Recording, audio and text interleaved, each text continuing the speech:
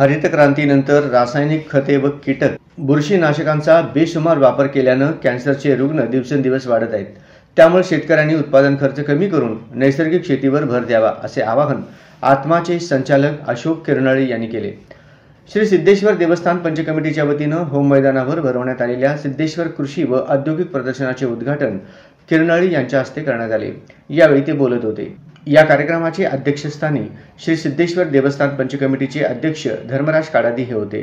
यावेळी व्यासपीठावर श्री सिद्धेश्वर यात्रा समितीचे प्रमुख महादेव चाकोते, सिद्धेश्वर देवस्थानचे उपाध्यक्ष सिद्धेश्वर बोमणी, जिल्हा अधीक्षक कृषी अधिकारी शुक्राचार्य भोसले, जिल्हा परिषदचे कृषी विकास अधिकारी हरिदास हावळे, उपविभागीय कृषी अधिकारी नंदकुमार पाचकुडवे उपस्थित होते। प्रास्ताविकात सिद्धेश्वर कृषी प्रदर्शनाचे प्रमुख गुरुराज माळगे यांनी प्रदर्शनात सहभागी झालेल्या विविध घटकांबद्दल सविस्तर माहिती दिली।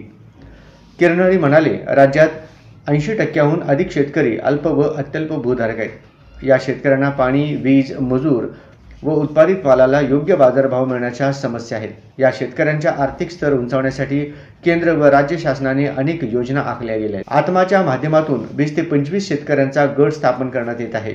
शेतकऱ्यांचा उत्पादन खर्च कमीत कमी कसे करता येईल याच्या शासन स्तरावर प्रयत्न आहेत।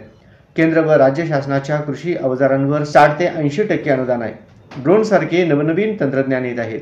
हरित क्रांतीनंतर रासायनिक खतांचा अधिक वापर केल्यानं पंजाब सारखे राज्यात कॅन्सरचे रुग्ण वाढले।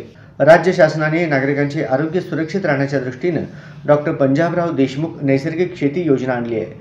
उपलब्ध संसाधनातून शेतकऱ्यांनी नैसर्गिक शेतीचा अवलंब करून उत्पादन वाढवण्यावर भर द्यावा असे आवाहन करून राज्यात 25 लाख शेतकऱ्यांना नैसर्गिक शेती करण्यास प्रवृत्त करण्यात येणार असल्याचे त्यांनी सांगितले।